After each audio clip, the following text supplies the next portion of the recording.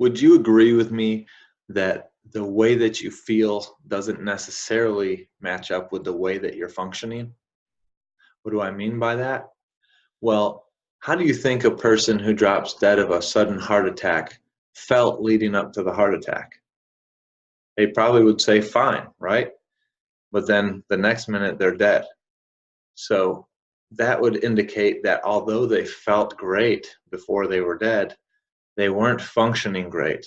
So beneath the feeling good, there was a decay of functioning that ultimately led to an acute heart attack and an acute death. In the same vein, someone could be feeling great today and receive a cancer diagnosis tomorrow, and they were being tricked as well, assuming they were functioning well because they were feeling well. We don't want to fall for that trap.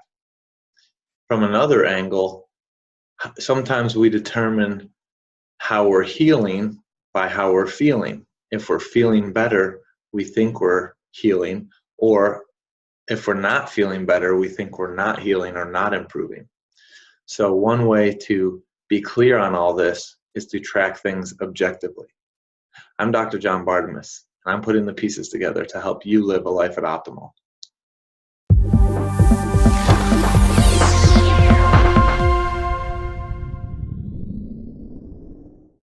In working with people, we can receive two types of information.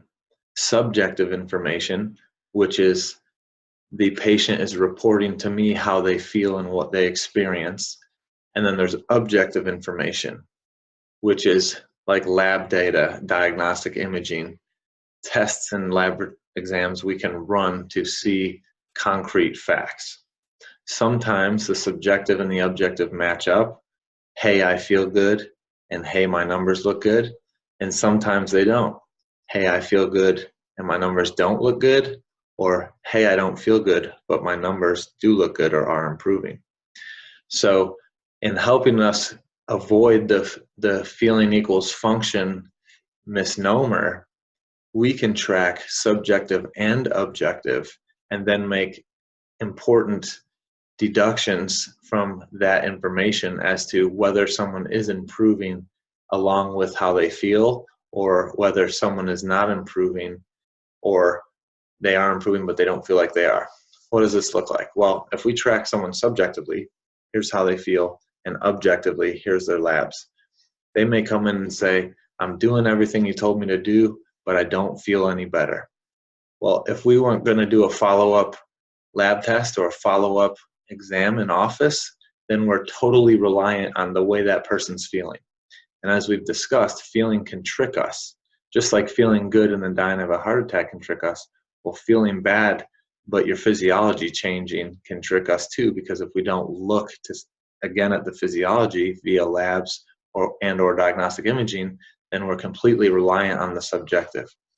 So that's not a good way to function as a practitioner or as a business, because you don't really know what's going on if you're just trusting what the patient's saying. And the patient may get discouraged because if they're doing everything perfectly and not feeling better, and you don't have another way to show them their hard work is paying off, then they may give up midstream when they actually are doing better.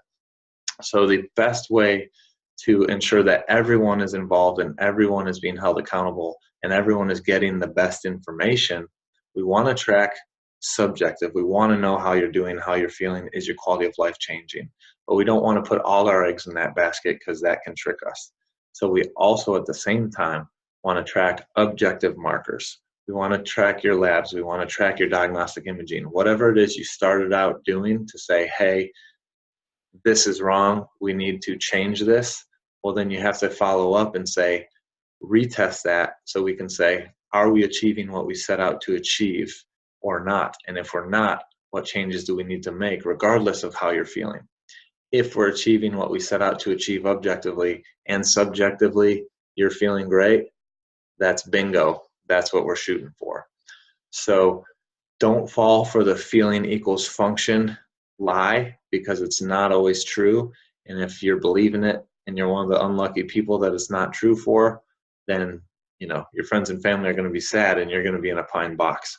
So what you want to do is track things subjectively and objectively, so that you know with as much confidence and information as possible, you are functioning the way that you're feeling. You're not being lied to by your feelings. And so functional medicine does this. Um, Conventional medicine in general, this is the reason behind the yearly physical. It's not very good at accomplishing it because it's very surface level and doesn't go deep enough to really say you are functioning well or not. But more in-depth detective work via functional medicine does accomplish this well and can help you move forward with confidence, saying, I am feeling good because I know I am functioning good. I am feeling well because I know I am functioning well. Therefore, I am living a life at optimal.